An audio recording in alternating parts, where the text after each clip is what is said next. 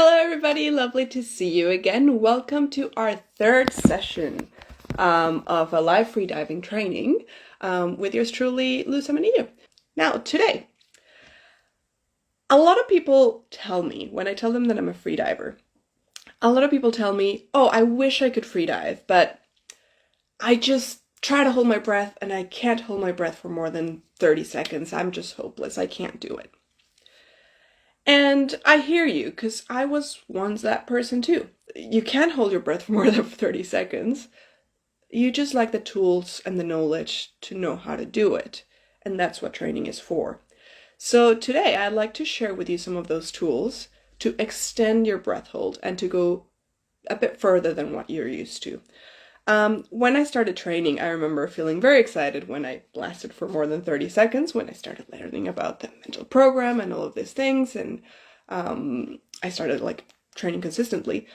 But I remember after a year or so of training, I found myself plateauing around a 2-minute mark. So even though I was training every week, I still couldn't get, my personal best, or my PB, for static apnea continued to be the same. And I was a bit annoyed at this, because I was like, well, I'm supposed to get better if I'm training. Why am I not seeing any improvement? And here's the thing. I was quite familiar with contractions. So I knew what they felt like. I was getting very good at just relaxing to when I felt them.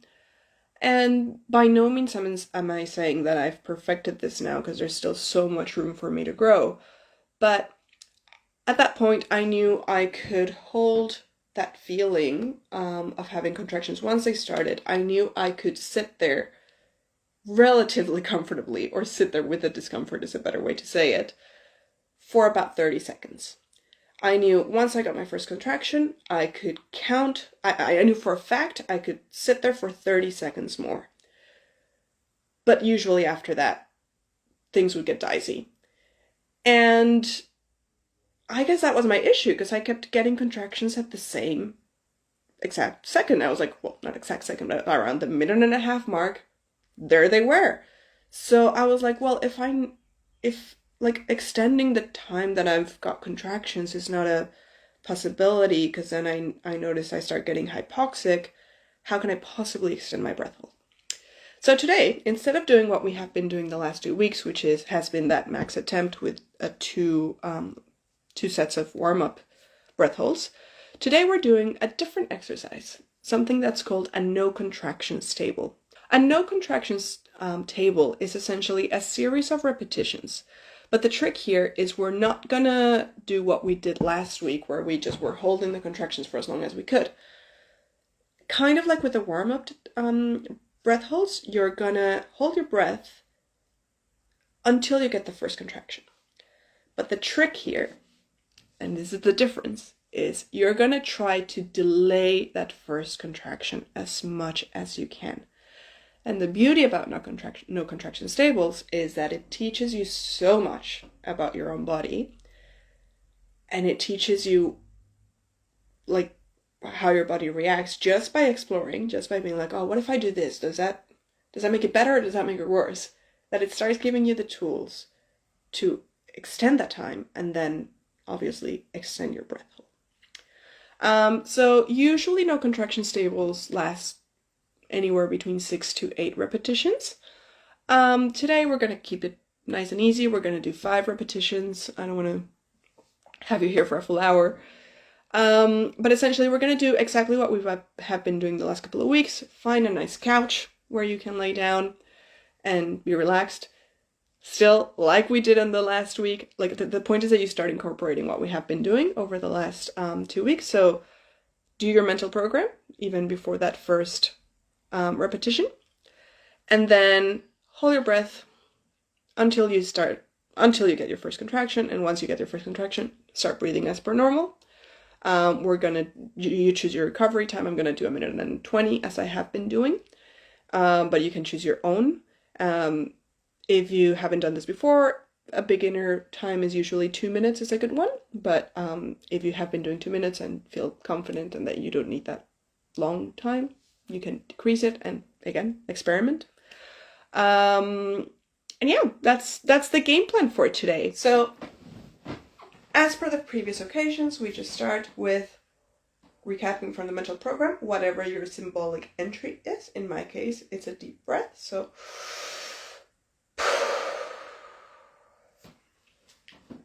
and then we do a body scan. Pay attention to your feet, your ankles, your shins, your knees, your thighs, your hips. If you notice any kind of tension, let it go. Relax your muscles, your belly, your back, your chest, your shoulders, your arms, your hands, your throat, your jaw. Make sure you're not clenching your jaw. Your cheeks, your face, and your head. Now that you have taken note of where you are, of how you feel today, and you have made sure that there's no tension, no unnecessary tension in your body, just breathe per normal. And now start visualizing what today's training is going to be like. You know, in a second, you're going to take a deep breath and hold it. How does that feel like? How will that feel like? You might feel a bit of pressure in your chest because your lungs are filled to their utmost capacity. You probably even might hear your heartbeat. But it'll be really nice. It'll be really relaxing because it'll all be silent and you'll just be fully present and very at peace. And then after a while, you probably will start noticing a bit of tension as the CO2 builds up. You start feeling your diaphragm getting tight. So what are you going to do then? You're going to relax that muscle. And you're going to keep going and tell yourself that it's all okay. And then we're going to have a play. We're going to try to see if we can delay that first contraction. How can we possibly delay that first contraction? What could you do? And then once the inevitable happens and you get that first contraction, you will do a full exhale, 3 deep recovery breaths, and then breathe per normal. That sounds really good. That sounds cool. All right. So if we're ready, in 3, 2, 1.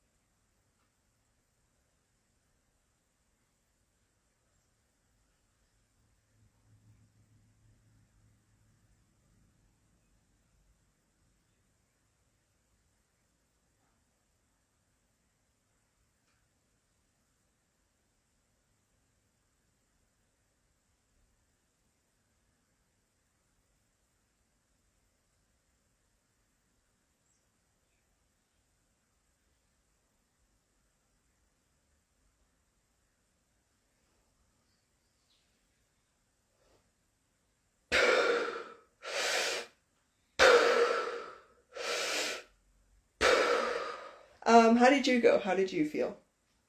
Let me know in the comments. You can comment with how you're going if you're joining us live today.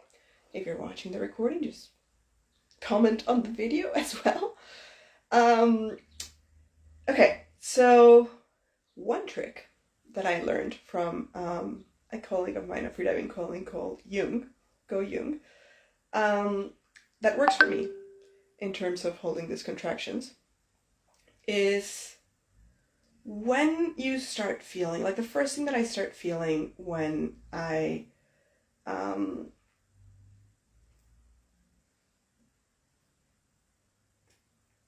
guess start getting CO2 buildup is a pressure around my diaphragm, which I'm pretty sure it's the same for you.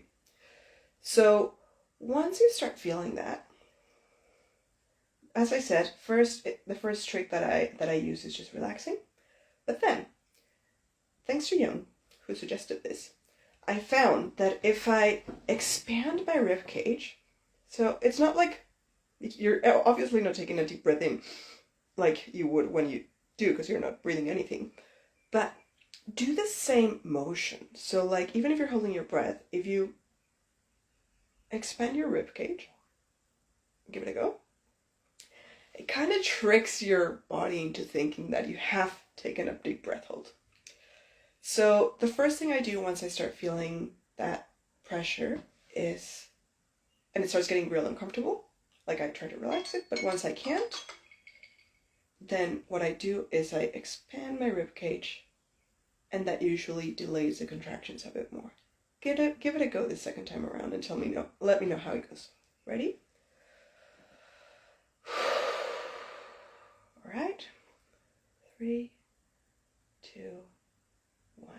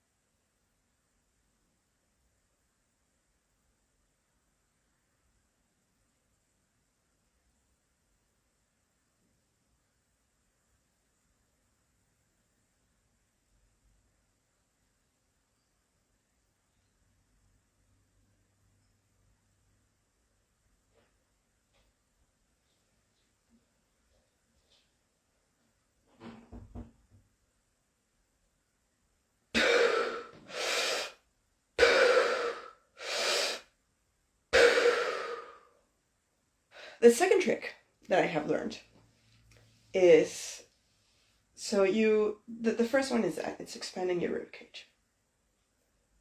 And just staying there. The next one, once expanding my rib cage does not work very well, or I'm starting to feel like that same pressure building up, even when I've got my rib cage expanded, is I inflate my belly. So you know how, again, how when you take a deep breath, even in yoga, they tell you like, breathe from your belly, not from your chest. So you're doing the exact same thing. You've already got this expanded. The next step is bringing this up. And that again kind of like tricks your brain into thinking you're taking a very deep breath. And I guess because the pressure is building from a diaphragm up, when you inflate your belly, I find that it kind of like relaxes the muscles that have clenched up. So this second time, do that. Inflate your rib cage. And then once that starts feeling uncomfortable, inflate your belly. And let me know how you feel. All right, ready? 3, 2, 1.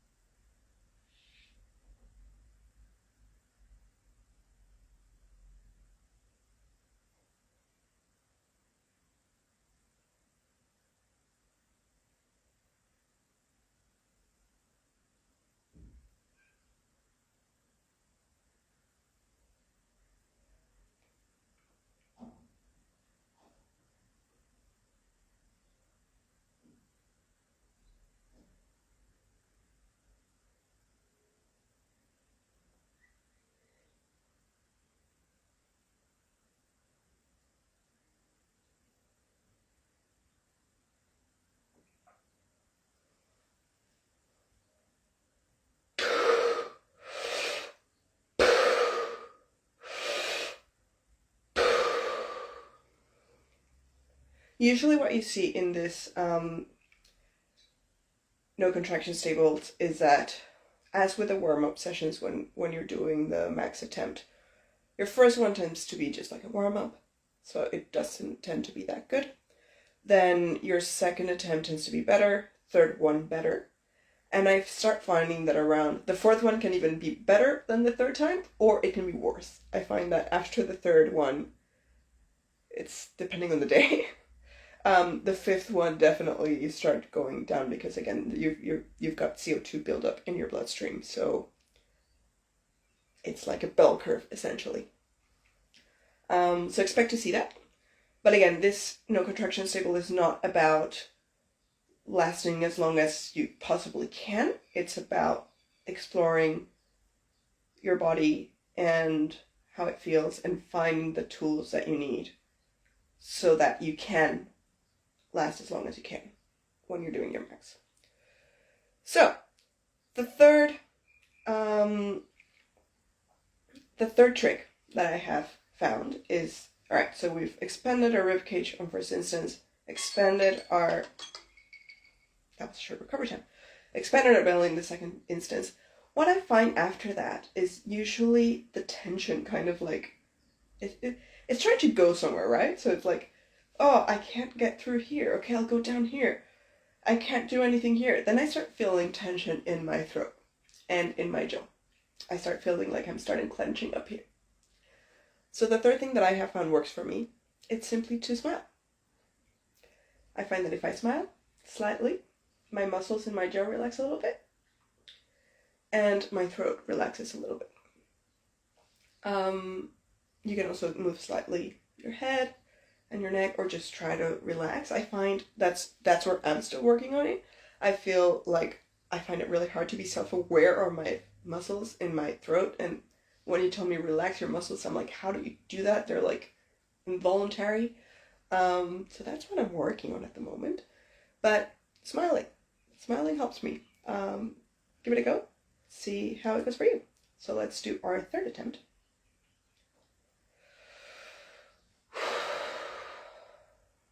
Three, two, one.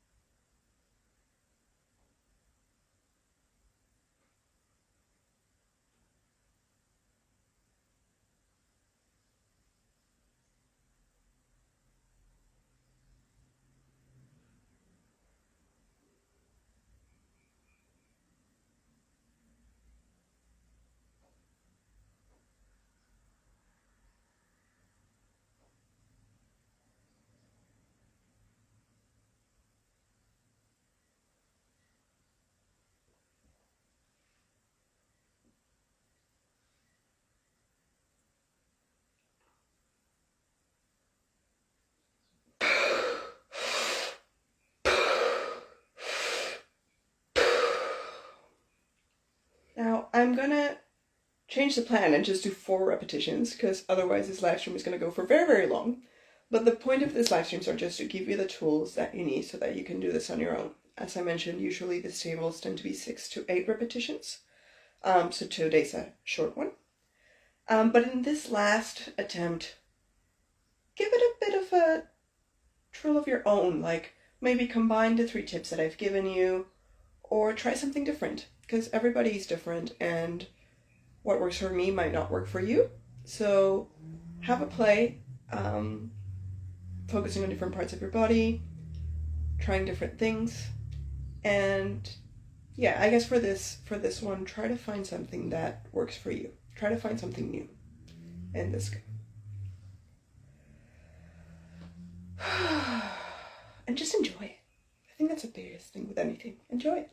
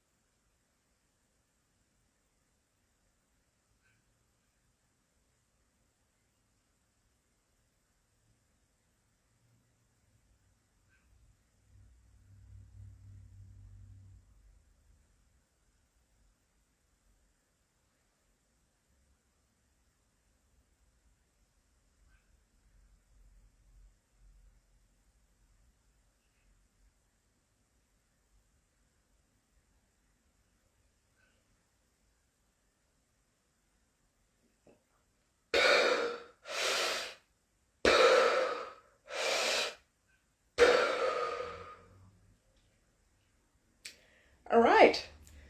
So that completes our training for today. I hope you enjoyed today's session. Now, the beautiful thing I think about no contractions tables, as I said, they're not as uncomfortable as when you're doing max attempts or as when you're doing other exercises, which I will talk about in next week, like CO2 tables or O2 tables, where the point is to withstand the contractions. Here, you don't have to do that. You don't have to like be gasping and we're all red and having contractions throughout the whole thing. So they're quite comfortable and they extend your capacity in beautiful, beautiful ways. So next week, what are we doing? As I mentioned at the beginning, sometimes people say that they couldn't do freediving because they can't hold their breath for long periods of time. Things like this help you extend that breath hold. But the other reason why one may plateau at a certain point is actually if you go the other way around, if you overtrain, if you're doing too much. So next week, I'm going to talk about the importance of building a training plan, what that actually looks like. So I'll give you some tools to build your own training plan, and how often, and talk a bit more about how often should you train and what should you do and not do on any given day if you're also training for freediving. Now, I do want to caveat this with, again, everybody's different. I can only speak to what I have found works for me, and you gotta find what works for you, because my capacity and your capacity will be very different. But at least I will give you some guidelines for you to have a play and find what those frameworks and those limits are.